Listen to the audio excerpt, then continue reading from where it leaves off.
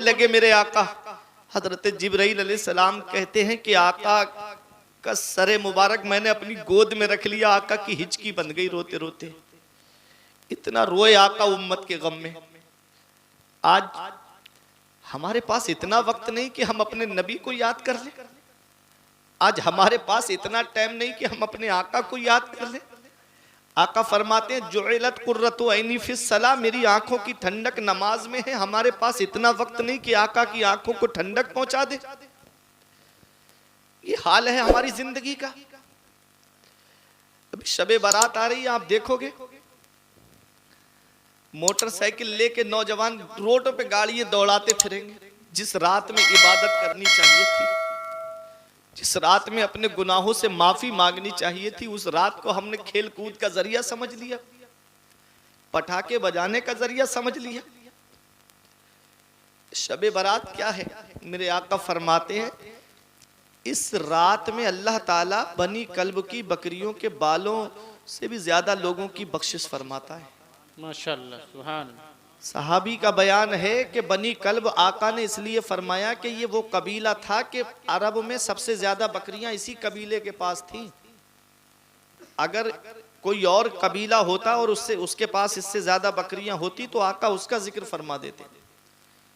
इतनी बकरी, एक बकरी के ऊपर कितने बाल होते हैं कोई गिन सकता है? कितने लोगों की बख्शिश होती होगी, लेकिन किसकी होती होगी? वो जो रोड पे गाड़ी दौड़ाता फिर रहा है उसकी बख्शिश होगी इस रात में।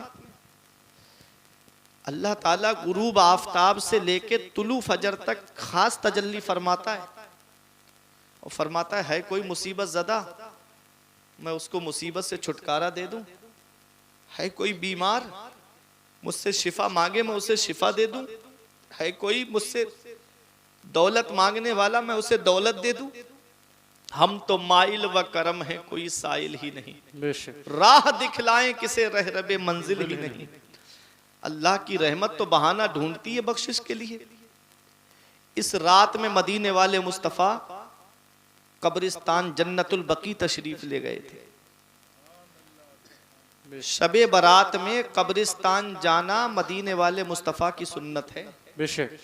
इस रात आका शुहदाए उहुद की कब्रों पे तशरीफ ले गए थे। हजरत आयशा सिद्दीका रजी अल्लाह ताला अन्हा कहती हैं कि उस रात मेरे पास, मेरे घर में बारी थी आका की। आका ने अपनी अज़वाज के दरमियान बारी मुकर्रर फरमाई थी। फला दिन फला अज़वाज की बीबी के यहाँ, फला दिन फला बीबी, अलग अलग सबके हुजरे बने हुए थे। उस दिन हजरत आयशा कहती मेरे यहाँ आका तशरीफ फरमा थे। थोड़ी देर रुके, फिर आका उठे और उठ करके आका चले गए। मैं ये सोचने लगी कि आका कहीं अपनी किसी दूसरी बीबी के यहाँ तो तशरीफ नहीं ले गए। कहती हैं कि मैंने तलाश किया लेकिन आका नहीं मिले। तो हजरत आयशा कहती हैं कि मैं खुशबू पे चल रही थी। सुभान अल्लाह, सुभान अल्लाह। आला हजरत फरमाते हैं उनकी महक ने दिल के गुंचे खिला दिए हैं, जिस राह चल गए हैं कूचे बसा दिए हैं। कहती हैं जब मैं खुशबू पे चलती हुई गई तो मैं जन्नतुल बकी में पहुंच गई, कब्रिस्तान में। मैंने क्या देखा कि आका अपना सर सजदे में रखे हुए हैं और रो रहे हैं आका। थोड़ी देर के बाद आका ने सर सजदे से उठाया और फरमाया आयशा तुम ये समझ रही थी कि अल्लाह और उसका रसूल तुम्हारे ऊपर जुल्म करेंगे? ऐसा नहीं है। मेरे आका फरमाते जब मैं लेटा तो मेरे पास जिब्राइल अलैहिस्सलाम आए और आकर के मुझसे कहने लगे या रसूल अल्लाह आज की रात अल्लाह रब्बुल इज़्ज़त खास तजल्ली फरमाता है। या रसूल अल्लाह आज की रात अल्लाह की रहमतें नाजिल हो रही हैं। मेरे आका फरमाते हैं कि मैं उठा और आया। मेरे आका पूरी रात इबादत फरमाते थे। उस रात में हम जब छोटे छोटे थे ना, जब ये मोबाइल का इतना दौर नहीं था, तब हम देखते थे कि मस्जिद में आदमी आता था और नमाज पढ़ता था। कोई सलात व तस्बीह पढ़ता था, कोई 100 रकत नवाफिल पढ़ता था। अलग अलग मस्जिदों के कोने में लोग नमाज पढ़ते थे, कोई कुरान शरीफ की तिलावत करता था। उस समय इतना मोबाइल का दौर नहीं था।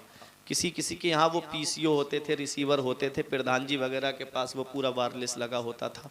तो वो दौर था।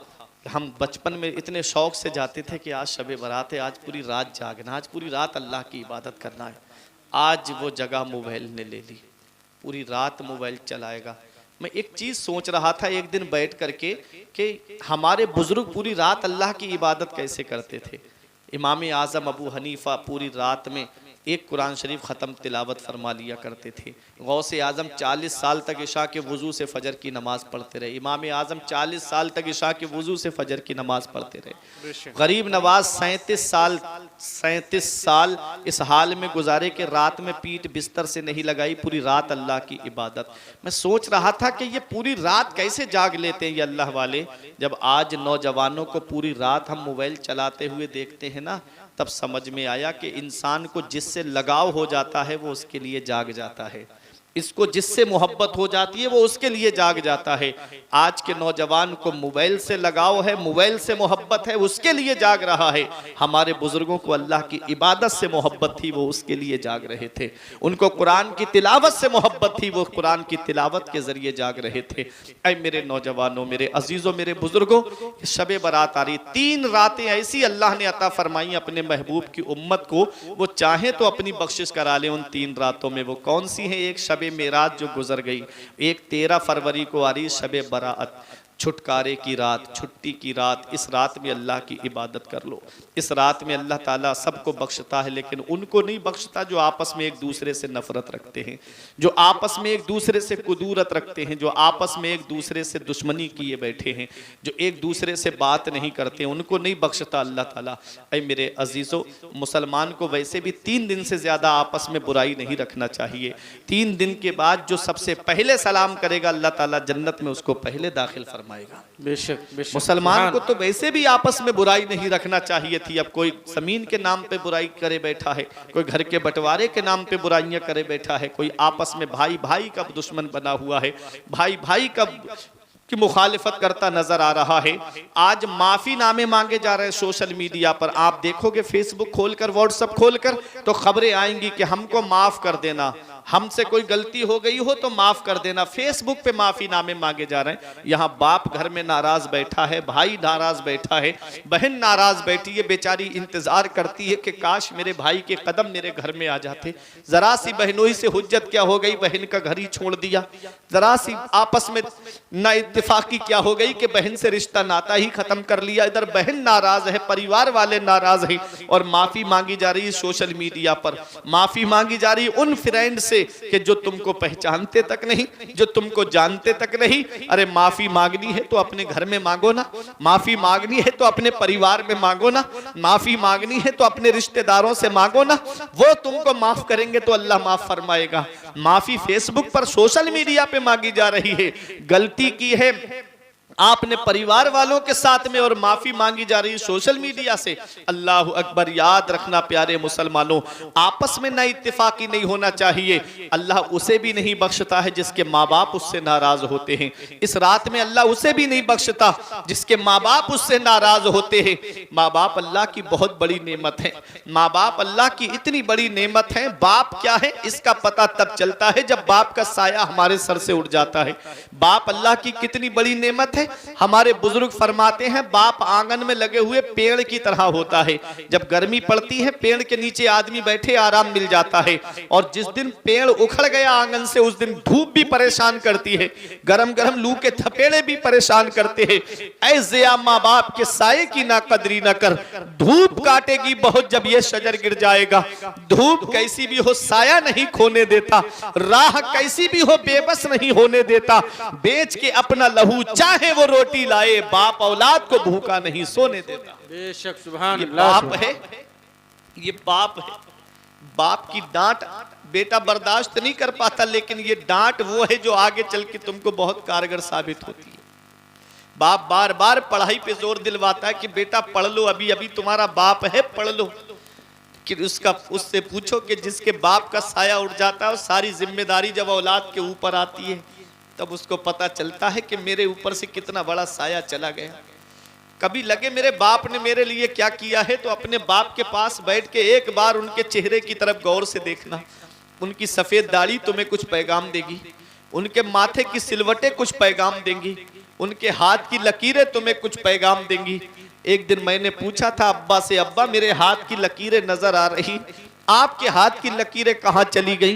तो एक जवाब दिया था, बेटा तुम्हारी तकदीर बनाते बनाते हमारे हाथ की लकीरें मिट गई। बाप क्या नहीं करता अपनी औलाद के लिए। बेटा तो गांव में गाड़ी दौड़ा रहा है, मुर्गा बाल कटवाए, गलियों में घूमता फिर रहा है, मोबाइल चला रहा है, और बाप से पूछो कि कोई मुंबई में काम कर रहा है, कोई सूरत में काम कर रहा है, कोई दुबई काम करने के लिए गया है, रात और दिन एक कर दिए उसने औलाद की खातिर कि मेरी औलाद के लिए पैसे जमा हो जाए, मेरी औलाद के खर्चे में काम आएंगे। आज वही बेटा 4 पैसे कमाने लगे तो बाप का बिस्तर घर से बाहर कर देता है। खुद के कमरे में आप देखो, उसके तो एयर कंडीशन रूम बना हुआ है, और बाप है कि झोपड़ियों में टीनों में रह के अपनी जिंदगी गुजारता है। क्या इस दिन के लिए बाप औलाद के लिए दुआ करता है? क्या इस दिन के लिए आलिमों के घरों के चक्कर लगाए थे बाप ने? क्या इस दिन के लिए औलाद मांगी थी बाप ने? अल्लाह अकबर। वही औलाद जवान हुई, माँ बाप का बिस्तर घर से बाहर कर दिया। आका के वसीले से कभी तो नमाज से औलाद माँ ने मांगी थी बंदा नवाज से। अब्बा की आंख का जो चश्मा न ला सके, मैयत पे आ रहे हैं हवाई जहाज से। और दिया था अब्बा ने जो एक झूमर बेच डाला था, खुशी से अपने अरमानों का दफ्तर बेच डाला था। बुलंदी मिल गई तो भूल बैठे हैं वही बेटे, कभी जिनके लिए अम्मी ने जेवर बेच डाला था। बुलंदी मिल गई तो भूल बैठे हैं वही बेटे, कभी जिनके लिए अम्मी ने जेवर बेच डाला था। ऐ मेरे नौजवानों, शबे बारात आ रही है, अगर माँ बाप नाराज है तो राजी कर लो। माँ बाप की दुआएं अल्लाह रद्द नहीं फरमाता है, अल्लाह माँ बाप की दुआएं कबूल फरमाता है। अगर घर में परेशानी है तो माँ बाप से दुआएं कराओ। अगर कारोबार में बरकत नहीं है तो माँ बाप से दुआएं कराओ। अगर कोई परेशानी घर में आ गई है तो माँ बाप से दुआएं कराओ। क्योंकि मैंने पढ़ा है कि माँ बाप की दुआ औलाद के हक में ऐसे कबूल होती है जैसे नबियों की दुआ उम्मत के हक में कबूल होती है। बेशक, सुभान अल्लाह। नबियों की दुआएं रद्द नहीं होती हैं, ऐसे ही माँ बाप की दुआएं भी रद्द नहीं होती हैं। तो अपने माँ बाप की दुआएं लिया करो, अपने माँ बाप की दुआएं लेने का सबब बनो, उनकी बद्दुआएं लेने का सबब न बनो, जिससे उसके माँ बाप नाराज होते हैं।